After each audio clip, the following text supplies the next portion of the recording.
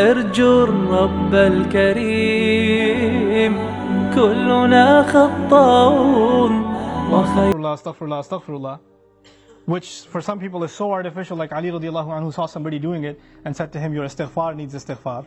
Because it's just rolling off your tongue. There are some things that keep you and me from seeking Allah's forgiveness. It has to do with expectation. Some people deep in their mind have internalized that I have done way too much messed up stuff. Allah probably doesn't like me very much. Some people even go as far as to say, I've heard them say, Allah hates me. Allah hates me. Allah doesn't like me. Allah is angry with me. I've done a lot of bad things. I knew Allah doesn't want me to do this, and I did it anyway, and I did it over and over and over again. So I'm basically off of Allah's good books. My prayers don't mean it. And when people internalize that, you know what they do? I'm a bad person. Could you make dua for me? Because I'm disqualified already. So you need to make dua for me. Because I'm hoping at least Allah will listen to you. Maybe I have a chance. Because there's no way He's going to listen to me. You seem to have a much better connection with Allah than I do.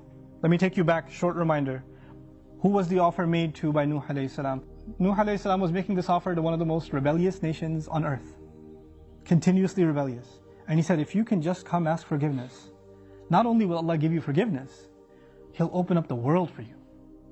In other words, you don't get to write yourself off. You don't get to say about yourself, I'm too far gone.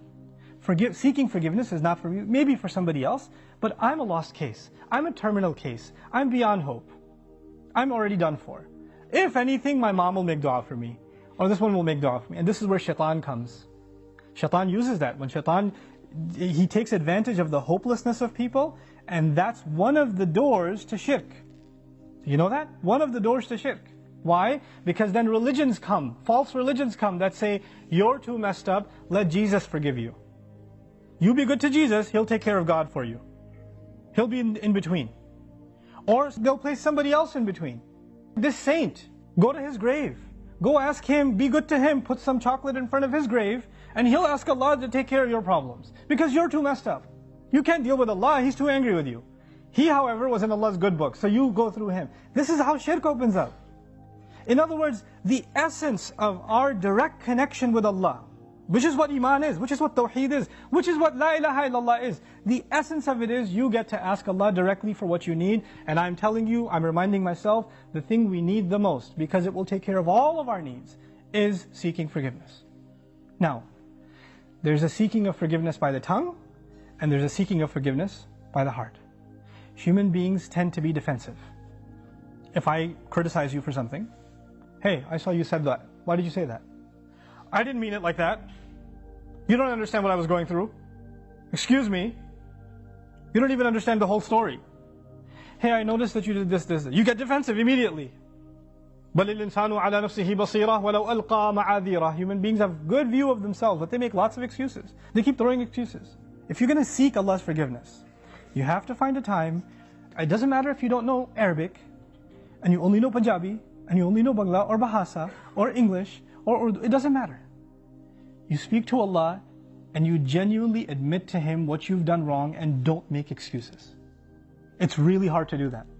Because even when you stand in the mirror, you lie to yourself. You tell yourself, I'm not that bad. I have reasons for what I did.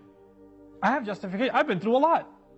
But when you're going to come in front of Allah, you have to forget about justifying. Because all of your justifications, He knows them already.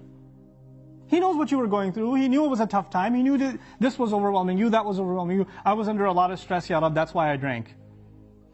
Don't give Him the reasons. He knows your reasons better than you do. You need to come to Him openly, without any filters, without any hesitation, with no guard, with no shame. You're embarrassed to even admit this to anyone until you completely, openly admit to Allah how messed up you've been and how you've messed up. Completely openly.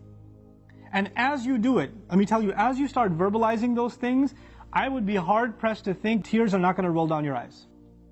It's impossible for a human being to open up so vulnerable before Allah, before anyone, and especially Allah, to open up so much and then not believe, not have tears roll down their eyes. Because it's a moment of weakness. To the world, you have to show yourself as strong and confident and you're just fine. Everybody sees you and thinks everything's okay. But the only one who gets to know nothing is okay, there's a lot of problems, is Allah.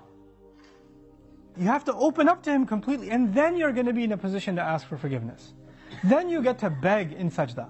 Then it turns into something else. Then it's not just astaghfirullah, astaghfirullah, astaghfirullah. It's a real conversation with Allah. It's a real confession with Allah Azza wa Jal. That's a powerful, powerful thing. Try it for yourself. You have to find time alone to yourself. You have to make sure nobody else is listening.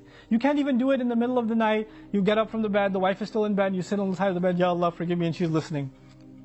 You can't do that. Be in the car by yourself. Doesn't matter. Be somewhere alone. This is just your time with Allah.